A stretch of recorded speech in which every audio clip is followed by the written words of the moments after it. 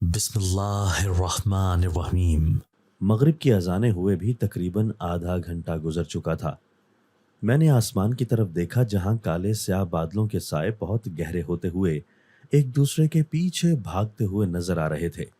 میں نے کسی کو کندھے پہ رکھتے ہوئے سر پہ کپڑا کس کر باندھ دیا اور پھر ایک دم سے میرے وجود کے آر پار ٹھنڈی یخ ہوا گزرنے لگی تھی۔ مطلب کہ آج ہر صورت میں بارش آئے گی۔ یہی سوچتے ہوئے میں نے کھیتوں سے ڈیرے کا رخ کیا، جو کہ کھیتوں سے تقریباً 1 کلومیٹر کے فاصلے پہ تھا۔ چھوٹا بھائی طارق بھینسوں کو اندر کچے کمروں میں باندھنے میں مصروف تھا، کیونکہ ایک تو سرد موسم، دوسرا یخ بستہ ہواؤں کے ساتھ بارش کی بوندیں بھی گرنے لگ گئی تھیں۔ طارق بھائی، جلدی سے جانوروں کو اندر کمروں میں باندھو، پھر جلدی سے گھر چلتے ہیں۔ جی بھائی، بس ہو گیا سارا کام۔ اس نے قربانی کے لیے لیے گئے بکروں کو بھی اندر باندھ دیا، پھر اچھے سے تالا لگایا اور چابی جیب میں ڈالتے ہوئے تیزی سے ہم دونوں بھائی ڈیرے سے گھر کی طرف جانے والے کچے راستے پر چل پڑے۔ ڈیرے سے پہلے راستے تک آتے آتے بارش بہت تیز ہو چکی تھی، لیکن ابھی گھر دور تھا، اسی لیے ہم دونوں بھائی تیز تیز چل رہے تھے تاکہ کم سے کم گیلے ہوں اور گھر جلدی پہنچ سکیں۔ آدھا راستہ ہی مکمل ہوا تھا کہ جیسے کوئی تیسرا بھی ہمارے ساتھ ساتھ چل رہا ہو۔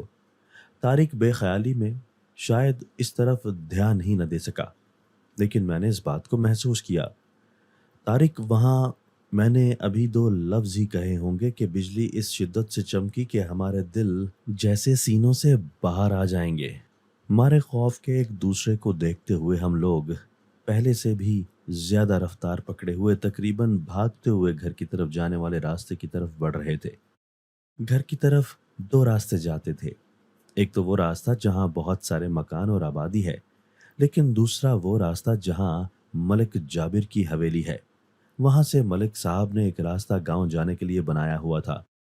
وہاں سے ہمارا گھر بھی قریب پڑتا تھا۔ اسامہ بھائی آج ملک صاحب کی حویلی سے گزر جائیں گے۔ طارق جانتا تھا کہ مجھے یہ بات ہمیشہ سے ہی بری لگتی ہے کہ ملکوں کی حویلی کے راستے میں سے گزرا جائے، لیکن آج جیسے موسم کی صورتحال ہو رہی تھی، اس کو دیکھتے ہوئے مجھے یہ کڑوا گھونٹ پینا ہی پڑا۔ ملک صاحب سے میری کوئی ذاتی عداوت یا دشمنی نہیں تھی، لیکن ان کے بیٹے، بھتیجے، بھانجے اور دیگر دوست احباب جس انداز سے رات کے عموماً پچھلے پہر رہتے تھے، وہ میری برداشت سے ہمیشہ سے ہی باہر رہتا تھا۔ لیکن کیا کروں کہ ماں کی وجہ سے ہمیشہ سے ہی میں چپ کر جاتا تھا، اور آج اس موسم کی شدت اور سختی کی وجہ سے اس حویلی میں سے گزرنا پڑ رہا تھا، جو کہ کسی بھی صورت میں میرے لیے قابل برداشت نہیں تھا۔ اسامہ بھائی، میں آپ کی مشکل کو سمجھ سکتا ہوں، لیکن آپ جانتے ہیں نا کہ کس قدر مجبوری کے تحت یہ سب کچھ کر رہا ہوں۔ طارق نے ایک نظر مجھے دیکھتے ہوئے دوبارہ سے نظریں جھکائیں۔ پھر میں جانتا تھا کہ اس نے مجھے محض مزید پریشانی سے بچانے کے لیے ایسا کیا ہے۔ میں نے مسکراتے ہوئے اس کی طرف دیکھا اور ہم دونوں آگے پیچھے حویلی کے بڑے سے گیٹ سے اندر داخل ہو گئے۔ سامنے ہی ملک صاحب کا چھوٹا بیٹا کھڑا ہوا تھا، ہاتھ میں کچھ پکڑے ہوئے، جو واضح نظر آ رہا تھا۔ میں تیزی سے اس کے پاس سے گزر گیا، لیکن اس نے مجھے پیچھے سے بلا لیا۔ ارے اسامہ، کبھی تو ہمارے پاس بھی بیٹھ جایا کرو۔ آؤ یار، آج کی رات مل کر بیٹھتے ہیں، بڑی محفل جمے گی، اس لیے لطف اٹھاؤ زندگی کا۔ تم لوگ کیا یوں اس طرح سے بس دن رات کھیتوں میں کام کرنے والے ہی بن گئے ہو؟ مجھے جلدی گھر پہنچنا ہے، پہلے ہی آج بہت دیر ہو گئی ہے۔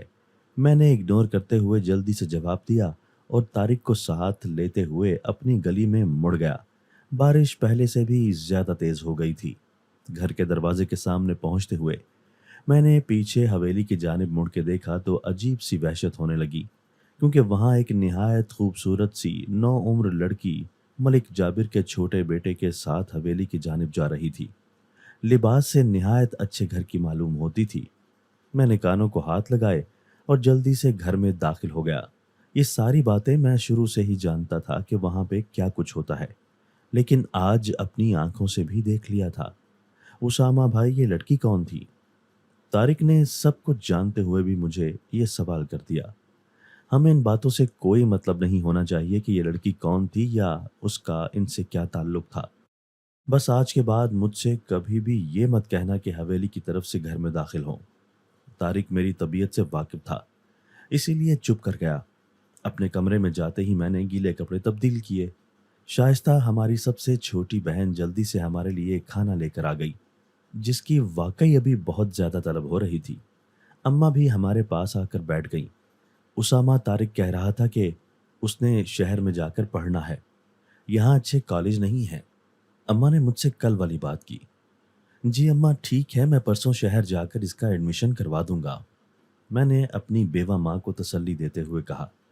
वो मुस्कुराते हुए मुझे ढेरों दुआएं देने लगी थी। खाना खाने के बाद बड़े बड़े गिलासों में शाइस्ता हमारे लिए नीम गर्म दूध ले आई। कुछ देर सब मिलकर बैठे। फिर मेरी सुर्ख होती हुई आंखों को देखते हुए शाइस्ता और अम्मा अपने कमरे में चली गईं और तारिक भी मेरे कमरे के साथ वाले कमरे में चला गया। वो रात गए तक पढ़ता था, इसीलिए जलती हुई रोशनी में मुझे नींद ही नहीं आती थी, इसीलिए वो अलग ही सोता था। मैंने गली में खुलने वाली खिड़की को उठकर बंद करते हुए दरवाजे की तरफ चक्कर लगाया ताकि उसे भी अच्छी तरह से बंद कर दूं। बारिश अभी भी बहुत तेज थी, साथ में जैसे ओले भी पड़ रहे थे। मैं जल्दी से खिड़की को बंद करने लगा, जो शायद तारिक ने ही खाना खाते हुए खोली थी। मैं खिड़की बंद करने लगा तो मेरी नज़र बाहर गली में पड़ी। एक बहुत ही खूबसूरत सी लड़की सुर्ख लिबास में मलबूस, बहुत सारा जेवर पहने सामने वाली खिड़की के पास खड़ी थी। वो हमारे घर, खास तौर पे मेरे कमरे की तरफ देखकर मुसलसल मुस्कुराए जा रही थी। मैंने उसे पहले तो बुलाने की कोशिश की कि शायद कोई मुसाफिर है, क्योंकि वो हमारे इलाके की नहीं लगती थी। इसीलिए मुझे लगा कि शायद कोई रास्ता भूल गई है। लेकिन फिर दूसरे ही लम्हे वो मुस्कुराती हुई मेरी तरफ बढ़ने लगी। एकदम से मेरे दिमाग को कुछ हो गया कि मैं भी जवाब में मुस्कुराने लगा। हालांकि मैं पूरे गांव में इस बात के लिए मशहूर था कि मैं हमेशा से ही लड़कियों से बहुत ज़्यादा कतराता था। वो मुझसे मुखातिब थी। मैं रास्ता भूल गई हूँ, मेरी कुछ मदद कर दो, मुझे कुछ पैसों की ज़रूरत है और एक गर्म चादर की। वो मुझसे खिड़की में से ही बातें किए जा रही थी। मैंने जल्दी से उसे कुछ पैसे दिए और अंदर शाइस्ता की गर्म शॉल भी लाकर दी। वो मुसलसल मुस्कुरा रही थी और मैं भी मुस्कुराने में ऐसे मसरूफ था जैसे मेरे होश काम ही नहीं कर रहे। लेकिन उस वक्त जैसे मेरे होशो हवास ही काम नहीं कर रहे थे, इसलिए मैं भी उसे देखकर मुस्कुराने लगा। कमरे का दरवाज़ा अभी तक मैंने बंद नहीं किया था, इसीलिए तारिक वहाँ पे न जाने कब से खड़ा था। वो मुझे यूं मुस्कुराते हुए देख चुका था। भाई, खिड़की के उस पार क्या देख रहे हैं? वो शरारत से पूछने लगा। कुछ नहीं, मेरी जबान हकलाने लगी थी। मैंने तारिक की तरफ मुड़कर देखा, वो भी शरारत से मुस्कुरा रहा था। हाँ, अब क्यों आए हो? मैंने झुंझुलाते हुए पूछा। वो मेरी चादर इधर ही रह गई थी। भाई, बड़ी गजब की सर्दी पड़ रही है। और हाँ, वो चचा तालिब आज डेरे पे कोई नहीं जाएंगे, कह रहे थे कि सर्दी बहुत ज्यादा है, उन्हें बुखार है। अब बताएं, जानवरों के पास कौन जाकर सोएगा? कुछ देर सोचने के बाद मैंने कहा कि चलें, कोई बात नहीं, मैं खुद जाकर सो जाता हूँ। तारिक की खुशी दीदनी थी, क्योंकि वो समझ रहा था कि शायद भाई मुझसे कह देंगे कि मैं जाकर सोऊं। अम्मा को मत बताना कि आज की रात मैं वहां जाकर सोया हूँ, मैं अलग सुबह घर आ जाऊंगा, मैंने तारिक को समझाते हुए कहा और सर हिलाते हुए एड़ियां उठाते हुए खिड़की के दूसरी तरफ देखने लगा। मैं उसकी हरकतें नोट कर रहा था, इसीलिए जल्दी से खिड़की बंद कर दी। वहां पे अभी भी वो दोशीज़ा खड़ी मुसलसल भीग रही थी। अरे, ये लड़की कहीं पागल तो नहीं, जिसे अपनी सेहत का भी जरा भी ख्याल नहीं। मैंने खिड़की बंद कर दी, हालांकि मेरा दिल बिल्कुल भी नहीं कर रहा था। मैंने तारिक को उसके कमरे में भेजा और खुद घर से बाहर निकल गया। बारिश अभी भी बहुत तेज थी, लेकिन अब साथ में ओले नहीं थे। सर्दी की तो इंतहा थी। अब की दफ़ा मैंने मलक की हवेली वाला रास्ता बिल्कुल भी इख्तियार नहीं किया, बल्कि मैं लंबे रास्ते से डेरे की तरफ जाने लगा। रास्ता सारा आबादी वाला हिस्सा छोड़ के फिर आता था। जैसे ही मैं आबादी से बाहर निकलकर अपने डेरे वाले रास्ते पर चलने लगा, न जाने क्यों मुझे ये लगा कि जैसे मेरे पीछे अभी भी कोई आ रहा है। मैंने पीछे मुड़कर नहीं देखा, बस अपने मुंह सीधा चलता रहा। डेरे तक पहुंचते पहुंचते मेरे सारे कपड़े गीले हो चुके थे। मैं जैसे ही जानवर वाले कमरे के करीब पहुंचा तो ये देखकर मेरी जान ही निकल गई کہ باہر تالا نہیں تھا، بلکہ تالا کہیں بھی نہیں تھا۔ حالانکہ شام میں طارق نے میرے سامنے خود تالے لگائے تھے۔ اب پھر تالے کہاں گئے؟ میں ہمت کر کے جیسے ہی اندر کمرے میں گیا تو چارپائی پہ کوئی منہ سر لپیٹے سو رہا تھا۔ لیکن حیرت کی بات تو یہ تھی کہ کمروں کو اندر سے بھی تالا نہیں لگایا گیا تھا۔ کون ہو؟ میں نے کمرے کے کونے میں پڑا ہوا ایک بڑا سا ڈنڈا اٹھاتے ہوئے چارپائی کی طرف زور سے مارتے ہوئے پوچھا۔ میں طالب۔ بس اتنی سی بات کرتے ہوئے اس نے منہ کے اوپر سے کپڑا اتار دیا۔ ہیں طالب چاچا؟ اب ڈنڈا میں نے ایک طرف رکھ دیا۔ نہیں، میں نے تو یہاں ہی ہونا تھا، تم بتاؤ تم اس وقت یہاں کیا کر رہے ہو؟ ارے آپ نے ہی تو طارق کو فون کر کے بتایا تھا کہ آج رات نہیں آ سکیں گے، کہ سردی کی وجہ سے بخار ہے آپ کو۔ چچا طالب میری طرف اس انداز سے دیکھ رہے تھے کہ جیسے میں نے کسی اور سیارے کے بارے میں بات کر دی ہے۔ اچھا، اور کیا کہا تھا طارق نے؟ چچا طالب کو غصہ آنے میں کچھ زیادہ وقت نہیں لگتا تھا۔ میں سمجھ گیا کہ وہ غصے میں آ گئے ہیں، اور تو کچھ نہیں کہہ رہا تھا۔ ایسی ناہنجار اولاد بھی خدا کسی کو نہ دے۔ ارے میرے وسیم نے اور طارق نے آج کی رات ملکوں کی حویلی میں جانے کا پروگرام بنایا تھا۔ مجھے جب پتہ چلا تو میں نے وسیم کو منع کر دیا، لیکن وہ کہاں کوئی رکنے والا تھا۔ بس اسی سلسلے میں ان دونوں نے یہ پلان بنایا ہے۔ میں چچا طالب کی یہ ساری باتیں سن کر شدید غصے میں آ گیا اور واپس الٹے پاؤں مڑنے لگا۔ ابھی باہر نکلنے ہی لگا تھا کہ چچا نے میرا ہاتھ پکڑ لیا۔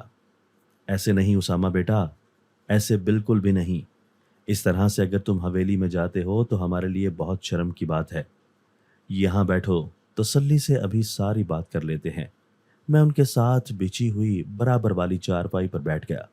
بس مجھے بہت زیادہ دکھ ہوا تھا، کیونکہ طارق میں ایسی حرکتیں تو تھیں ہی، لیکن مجھے یہ اندازہ نہیں تھا کہ وہ اس حد تک جھوٹ بھی بولے گا۔ پہلے تم یہ کپڑے تبدیل کرو، پھر اس موضوع پہ بات کرتے ہیں۔ میں نے دوسرے کمرے میں جا کر کپڑے تبدیل کیے، پھر واپس آ کر چارپائی پر بیٹھ گیا۔ رات کے 11 بج چکے تھے۔ دیکھو اسامہ، تم میرے مرحوم بھائی کی اولاد ہو۔ میں کسی بھی قیمت پہ تم دونوں کے ساتھ کچھ بھی برا نہیں ہونے دوں گا۔ تم خود بہت سمجھدار ہو، لیکن طارق ابھی بھی بچپنے میں ہی رہتا ہے۔ وسیم بھی کچھ ایسا ہی ہے۔ بہتر یہ ہے کہ ان دونوں کو یہاں سے چلتا کرو، جتنی جلدی ہو سکے۔ یہ لوگ اس ماحول سے نکل جائیں۔ پہلے تو میرے ذہن میں یہ تھا کہ ان دونوں کو شہر کے کسی اچھے کالج میں ڈال دیں، لیکن اب میں نے یہ سوچا ہے کہ انہیں اس ملک سے ہی باہر بھیج دیا جائے، کیونکہ ان دونوں نے پڑھنا کوئی نہیں ہے۔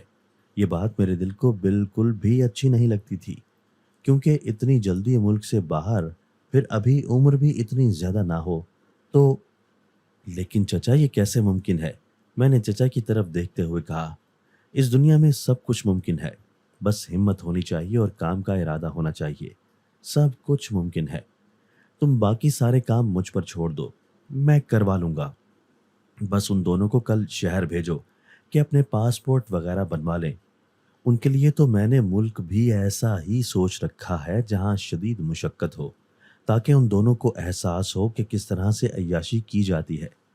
چچا کی باتیں تو میرے دل کو لگ رہی تھی، اسی لیے میں نے بھی حامی بھر لی۔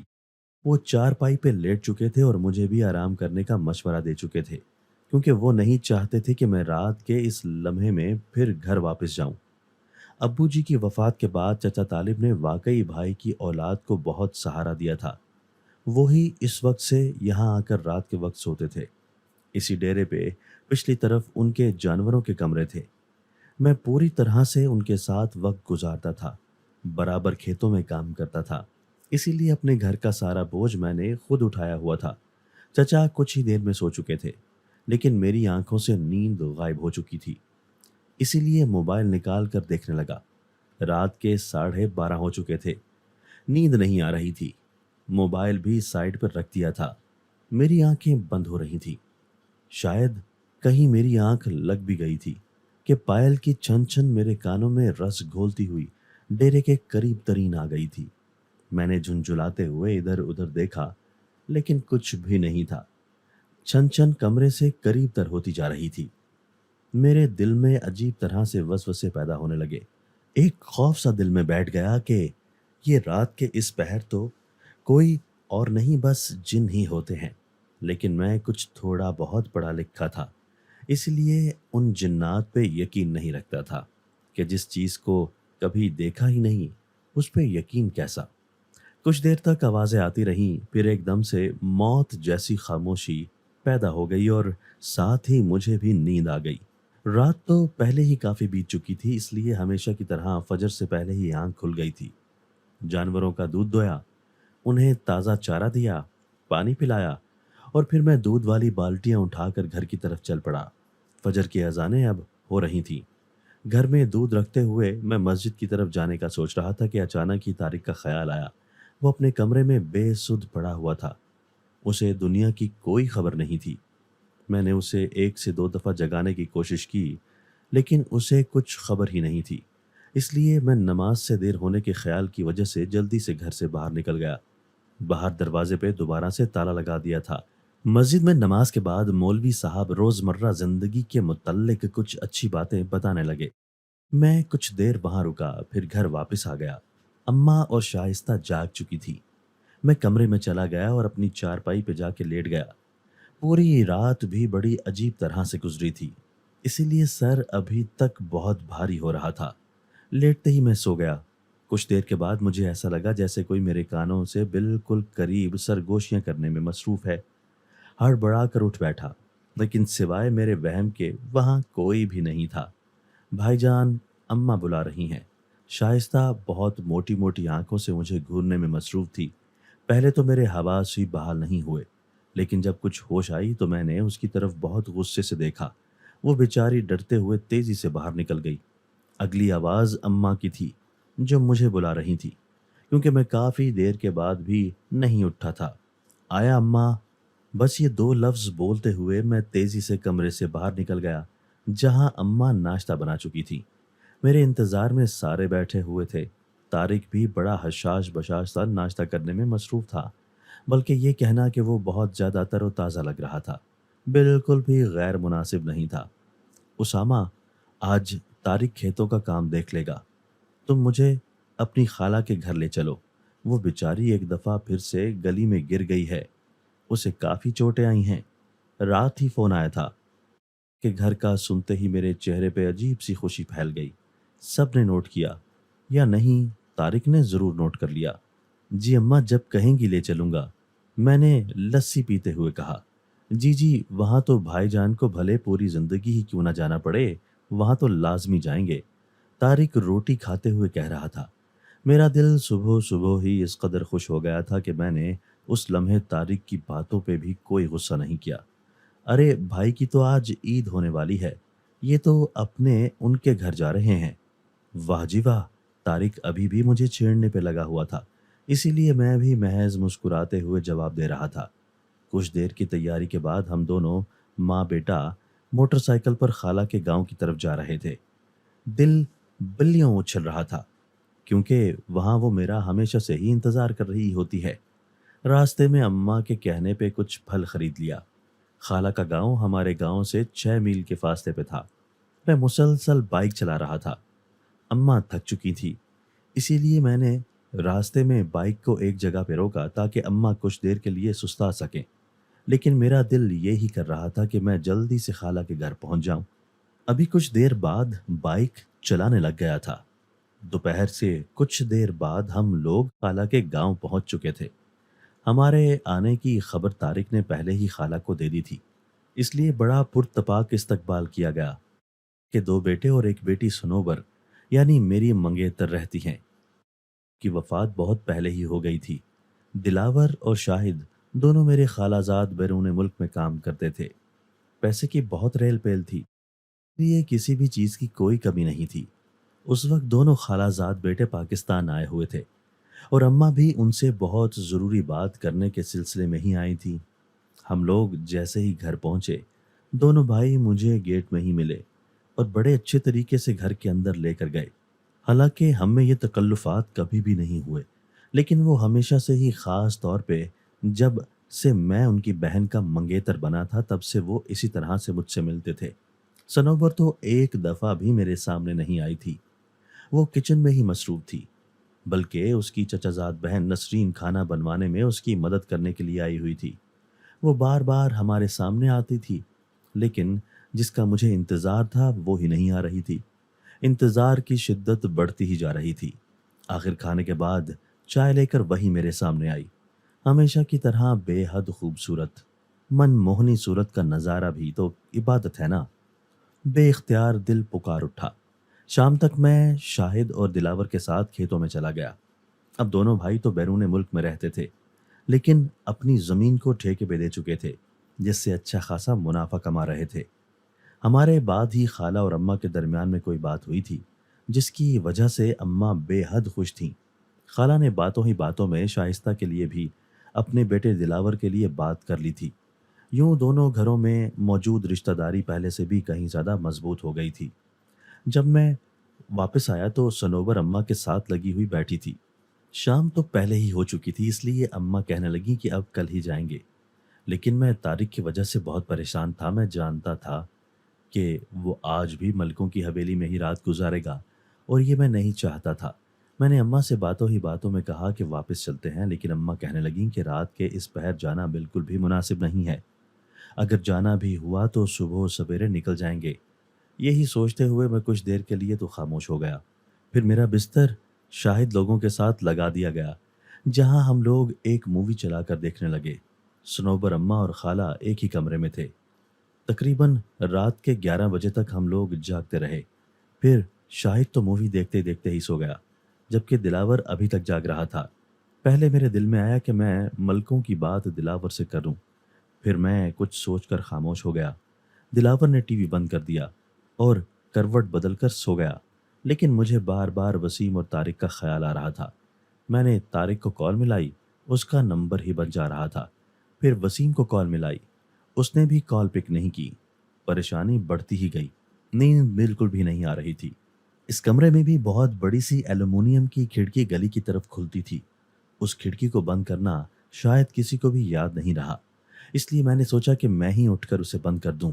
میں چارپائی سے نیچے اتر کر کھڑکی کے پاس گیا تو ایک دم سے اچھل کر کئی قدم پیچھے ہٹ گیا، کیونکہ کھڑکی کے دوسری طرف اسی رات والی وہ حسینہ کسی قاتلہ کی طرح کھڑی ہوئی اسی کمرے کی طرف گھر رہی تھی۔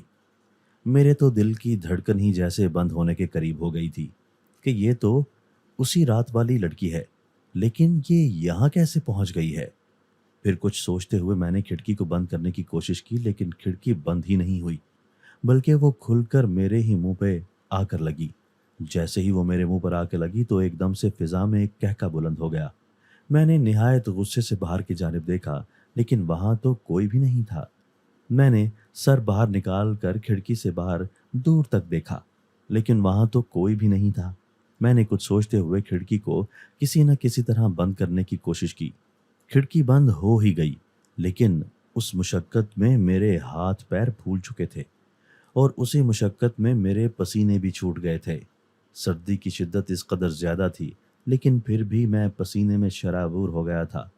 وقت کی طرف نظر دوڑائی تو 11:30 بج رہے تھے، لیکن حیرت تو اسی بات کی تھی کہ جب ہم لوگ سونے لگے تھے تو تب بھی 11:30 ہی ہوئے تھے، اور اب جبکہ اتنا سارا وقت گزر گیا تب بھی 11:30 ہی ہوئے ہیں۔ آخر کار ماجرا کیا ہے؟ میری سمجھ میں کچھ بھی نہیں آ رہا تھا۔ میرا دماغ جیسے کام کرنے کے قابل ہی نہیں رہا تھا۔ رضائی منہ تک میں نے لے لی تھی، لیکن نیند تو بالکل بھی نہیں آ رہی تھی۔ طارق والا معاملہ تو میرے ذہن میں سے ہی نکل گیا تھا۔ بار بار اس لڑکی کا خیال ہی مجھے آئے جا رہا تھا۔ اچانک ہی مجھے سنوبر کی آواز آنے لگی۔ وہ مجھے بلا رہی تھی۔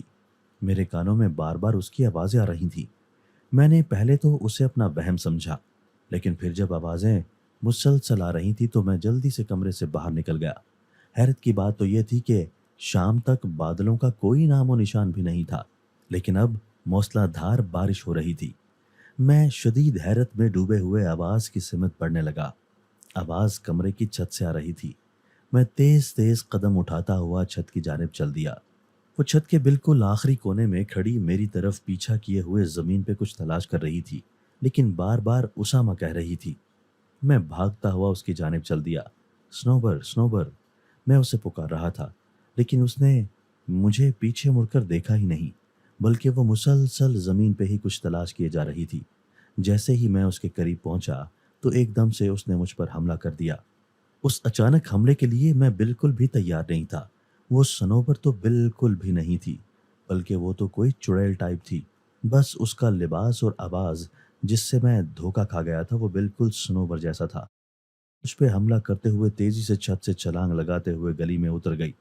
मैं अपने हवासों को काबू में रखते हुए उसके पीछे ही लपका, लेकिन पूरी गली में कहीं पे भी उसका कोई नामो निशान नहीं था। उससे पहले तो नहीं, लेकिन इस वक्त मुझे शदीद खौफ ने आन घेरा था। मेरे कदम जैसे मन मन भर के हो गए थे। एक कदम उठाना भी मुहाल हो गया था। बस वहीं कहीं मैं जमीन पे ही बैठ गया। उस जिनजादी या चुड़ैल ने जैसे ही गली में छलांग लगाई थी, वो तूफानी बारिश भी एकदम से रुक गई थी। लेकिन मेरे पैरों में जान ही नहीं रही थी। इसीलिए मैं वहीं पे ही छत पे ही बैठ गया। जब काफ़ी देर गुज़र गई और मैं वहाँ से उठ नहीं सका, तो दूर, बहुत दूर से जैसे पायल की छनकार सुनाई देती है। मैंने उस छनकार को सुनते हुए हिम्मत दिखाई और किसी न किसी तरह छत से नीचे उतर गया। सीधा अपने उस कमरे में गया और मुँह सर लपेटे पड़ा रहा। दिन चढ़े तक मेरी आँख नहीं खुली। अम्मा बोलती हुई आई कि रात तक इसे घर जाने की जल्दी थी और अब देखो कि कैसे मुँह सर लपेटे सो रहा है। उसामा उठो, बेटा घर नहीं जाना क्या? शाइस्ता उदास हो रही है। 2 से 3 कालें तारीख की भी आ चुकी हैं। उठो, अभी बुला रही हैं। मैं बड़ी मुश्किल से उठा क्योंकि मेरा सर बहुत ज़्यादा भारी हो रहा था। जैसे-तैसे करके उठा, मुँह हाथ धोया और नाश्ता करने के बाद लोगों से इजाज़त लेते हुए गाँव की तरफ रवाना हो गए। अम्मा रास्ते में शाइस्ता और दिलावर की बात पक्की होने की भी बात बता रही थी। लेकिन मेरा ज़हन उस वक़्त काम ही नहीं कर रहा था। इसलिए मैं बस हूँ, हाँ में जवाब दे रहा था। बाइक मैं मुसलसल चलाता रहा था, जिसकी वजह से हम लोग कल की निस्बत आज जल्दी घर पहुंच चुके थे। मेरे चेहरे से अजीब सी परेशानी झलक रही थी, लेकिन किसी ने कुछ ज्यादा गौर नहीं किया। मैं भी अम्मा को घर उतारने के बाद डेरे पर चला गया। जब मैं डेरे पे पहुंचा तो हैरत हुई कि वसीम और तारिक जानवरों के लिए चारा काट रहे हैं और चचा तालिब पास ही चारपाई डाले बैठे हुए हुक्के के कश बड़े मजे से ले रहे हैं। ये सब कुछ देखकर खुशी हुई। मैंने चचा तालिब को बताया कि ये दोनों अब दिलावर की जिम्मेदारी हैं। वो इन्हें बहुत जल्द अपने पास बाहर बुला लेगा। मुझे लगा कि मेरी ये बात सुनकर वो दोनों वावेला मचाएंगे, लेकिन ऐसा तो कुछ भी नहीं हुआ। बल्कि वो दोनों बड़ी खुशी से सारा दिन खेतों में काम करते रहे। मुझे अपने सारे खेत ही बड़े पसंद थे, लेकिन ट्यूबवेल वाली ज़मीन बहुत ज़्यादा पसंद थी, क्योंकि वहाँ पे लगे हुए अमरूदों के दरख्त ने मुझे अपनी तरफ बहुत खींचा हुआ था। आज भी इसी खेत में खाद डालने की बारी थी। मैंने कमर पर खाद का बोरा लटकाया और खेत में चला गया। गंदुम के लहलहाते हुए खोशे मुझे बहुत खुशी दे रहे थे। अभी फसल पकने में कुछ दिन बाकी थे, इसीलिए आखिरी दफा आज खाद डालना जरूरी था। मैं खाद डालने में मसरूफ था कि पके हुए अमरूदों की खुशबू ने मुझे अपनी तरफ खींचा। मैंने खाद डालने के बाद अमरूद तोड़े और उन्हें वहीं बैठ के खाने लगा। मैंने 2 से 3 अमरूद खा लिए, लेकिन मुझे कुछ देर के बाद ऐसा महसूस हुआ कि जैसे मुझे कोई बड़ी गहरी नज़र से देख रहा हो। मैंने आसपास देखा, लेकिन कोई भी नहीं था। इसलिए मैं दोबारा से अपने काम में मसरूफ हो गया। जब कुछ देर मजीद गुजर गई तो दूर से मुझे कोई आता हुआ दिखाई दिया। मैंने माथे पे हाथ रखते हुए धूप से बचते हुए दूर तक देखने की कोशिश की, लेकिन कुछ साफ नजर नहीं आया। खैर, मैं अमरूद खाने में मसरूफ था। दूर से आने वाला भी मेरे करीब आ चुका था। वो मलिक जाबिर का ही एक मुलाजिम था। इसे मुझसे क्या काम पड़ गया? वो दुआ सलाम करने के बाद मेरे पास खेतों में ही बैठ गया। जी हाँ, कैसे आना हुआ? मैंने उसकी तरफ देखे बिना ही कहा। तुम्हें मालिक साहब ने बुलाया है। आज शाम को लाजमी तुम उनसे मिलो। लेकिन किस सिलसिले में? मैंने दूसरा सवाल कर दिया। सिलसिले का मुझे पता नहीं उसामा, लेकिन वो तुम्हें आज शाम को बुलाते हैं। लाजमी आकर उनसे हवेली में मिल लेना।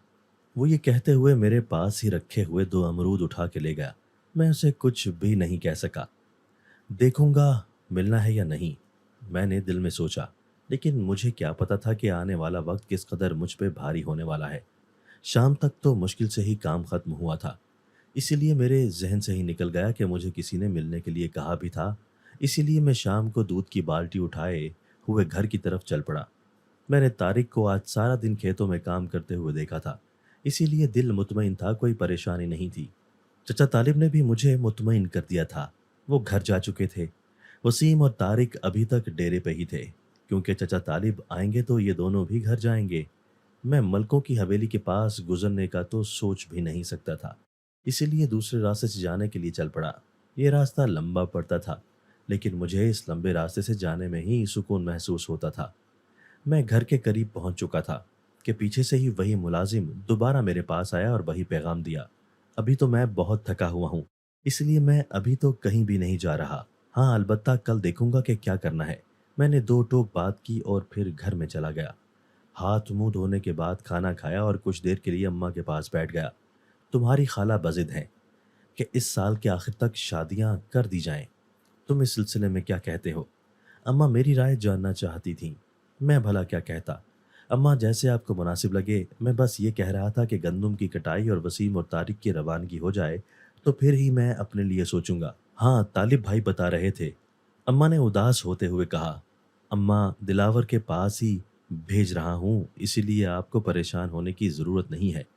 میں نے اماں کو تسلی دی اور ٹی وی دیکھنے لگ گیا۔ طارق کے گھر آنے کے بعد میں پرسکون ہو گیا تھا۔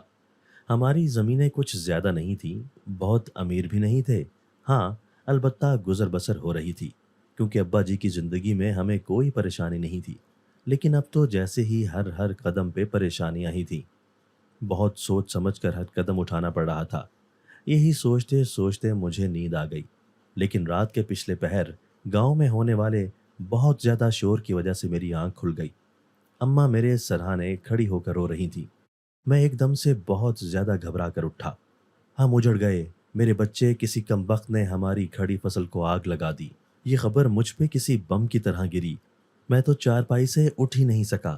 بہت دیر تک میرا دماغ ہی کام نہیں کر رہا تھا۔ جب کچھ ہوش آئی تو میں کھیتوں کی طرف بھاگا۔ ساری فصل جل کر راکھ ہو چکی تھی۔ میں اسے اس طرح اپنی آنکھوں کے سامنے جلتا ہوا دیکھ رہا تھا گویا اپنی اولاد کو مرتے ہوئے دیکھ رہا تھا۔ میرے آنسو ہی نہیں بند ہو رہے تھے۔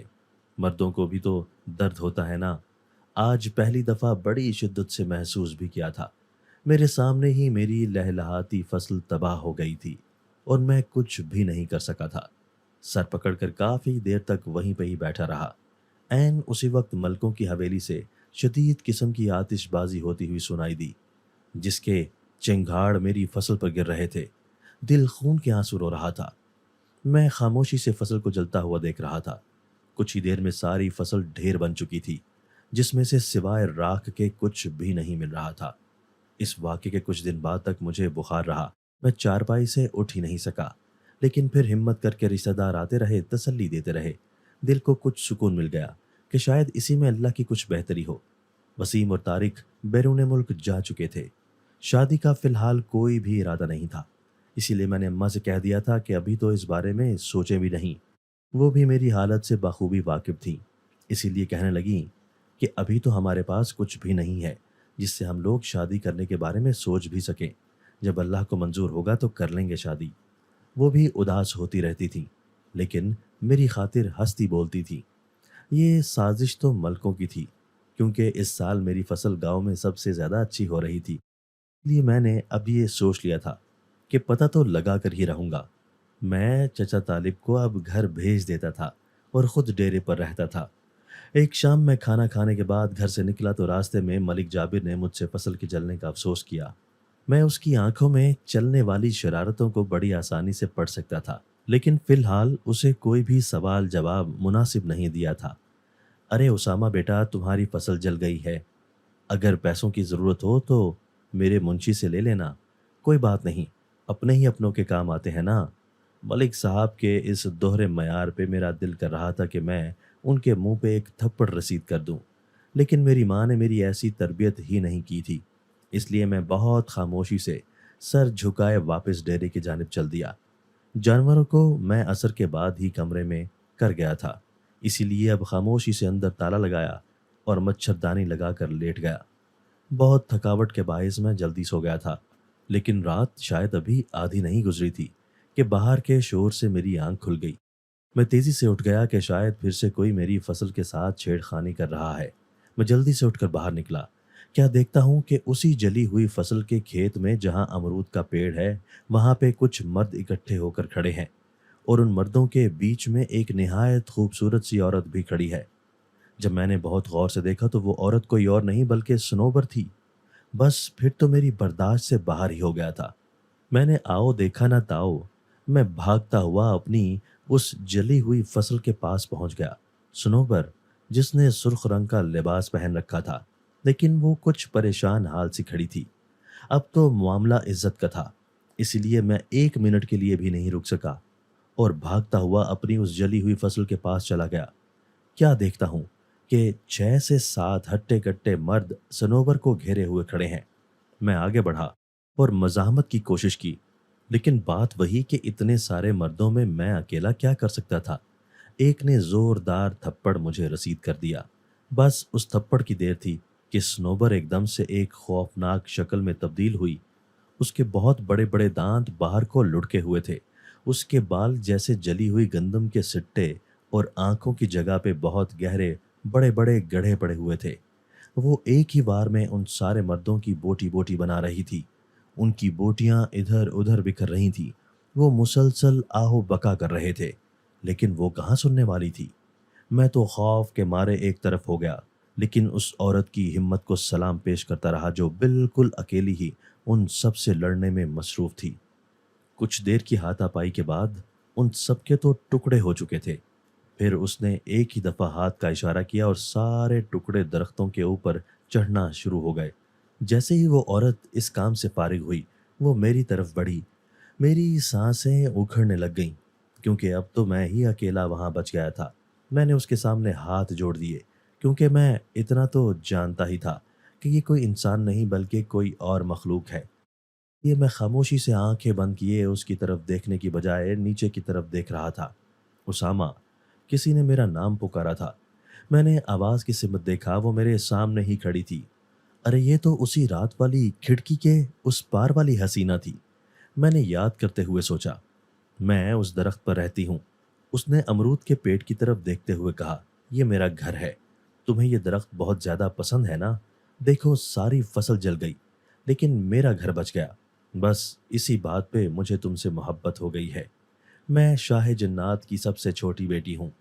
ये जो इन सारे मर्दों को मैंने जहन्नुम वासिल किया है ना, ये सारे के सारे वही हैं जिन्होंने तुम्हारी फसल को जला डाला है। लेकिन मैं उस रात वादी जन्नात में गई हुई थी, इसलिए मैं उस रात कुछ भी ना कर सकी। लेकिन आज तो मैं वापस आ गई हूँ और बड़ी अच्छी तरह से इनको इनके किए की सज़ा दे दी है। वो इस कदर खूबसूरत अंदाज में बोल रही थी कि मेरा दिल कर रहा था कि मुसलसल बोले जाए, मैं उसे बस सुनता ही रहूं।